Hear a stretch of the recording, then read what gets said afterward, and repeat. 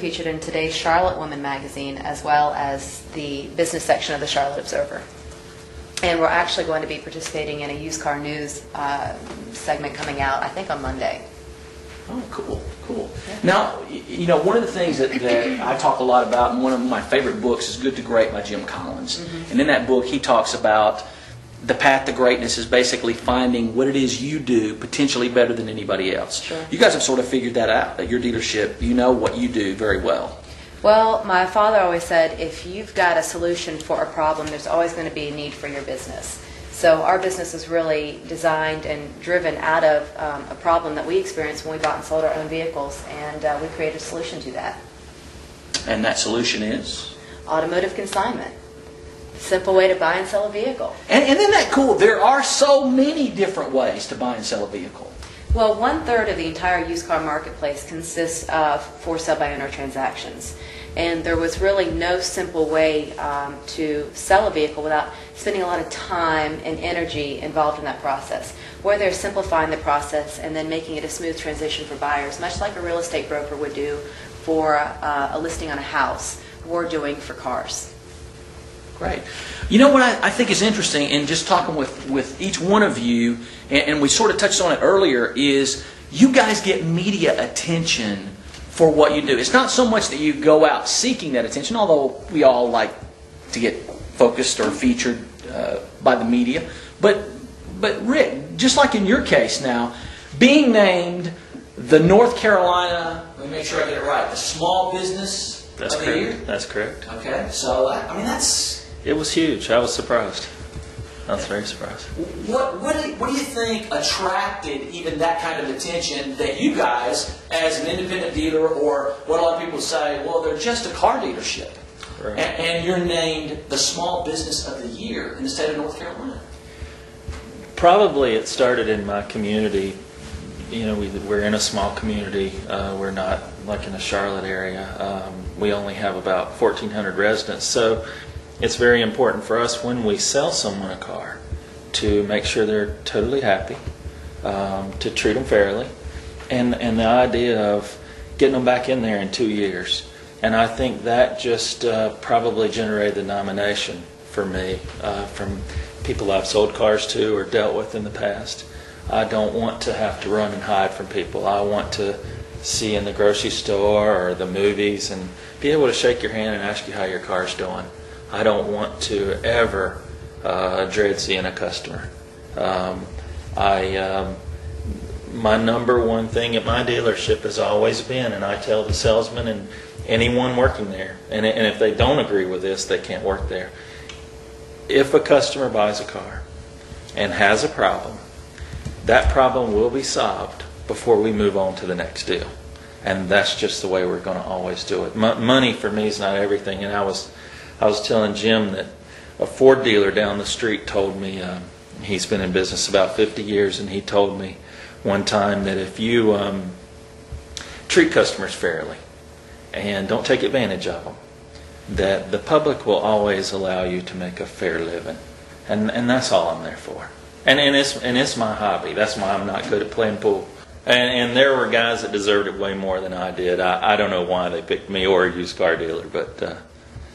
Now, see, that's the amazing thing is I hear all of you guys talk about your media attention and your fairness with the customer, and obviously those things have been recognized. But you all do it in a very humble way. I mean, that's and I know, Tracy, you and I had some discussions back in June when you're named National Quality Dealer of the Year, and I remember you saying pretty much the same thing as Rick said. Man, that it is a humbling thing, obviously, to be named by your peers, but that on some level you're thinking, man, there's a lot of people out there that were maybe just as qualified for this award, yet you are the National Quality Dealer of the Year. The people that I was nominated for that award with, they're the people that I was calling for information. I mean, I needed information from those people. So, you know, it's a humbling experience, and it's an honor. And, you know, I'd like to say something about the marketing because, you know, from a marketing standpoint, I think that's one of the things that we really have been aggressive with at our dealership. Because, you know, the saying is you keep doing what you're doing, keep getting what you're getting. And I looked at that as a whole from the automotive industry, because all car dealers they're doing the same thing, or most of them are doing the same thing from the marketing standpoint. Well, and everybody's crying, not everybody, but a lot of dealers are crying the business is down. Well, quit running the same ads. Quit marketing the same way. Do something totally different. Do something outside the box. And in our market, it's a little bit different than what you were just talking about. But, you know, I go after the media attention. You know, I don't think there's anything wrong as a business owner to ask for the media attention, as long as it's in a positive way. You know, and I've often said I can't change the used car industry and I can't change other dealers' mentality as a whole, but if I can change one dealer's thought process one step at a time by some positive media that we've supplied to our community, I think that I've done something great. And the cool thing is all of you guys are very engaged in your community. I mean, you do things that aren't just business things. And I know specifically you talk about marketing. There's a lot of things that you guys are actually known for that have turned into big events, not just marketing events, but big events. Absolutely.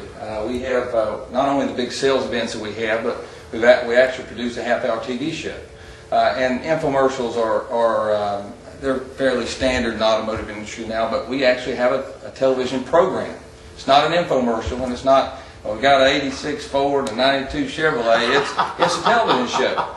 And the way that works twofold is we get our salespeople and our employees involved in the show, and they look at that as almost, not almost, they look at that as a benefit of working there. Because these folks are staying after hours to participate in the TV show at no pay, because they love it so much, and they're recognizing the community and the churches and their civic groups.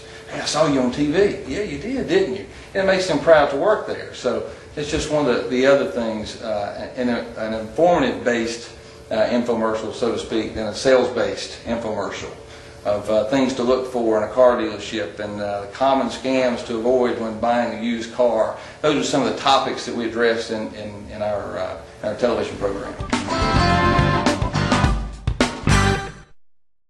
I guess what's commonly known as best practices out in the marketplace with the three of you, but it's really not best practice. I mean, it's how you do business, the integrity, the ethics, things like that. Leslie, talk about that just for a second at your dealership. Well, you know, there's two things that have helped our business be successful.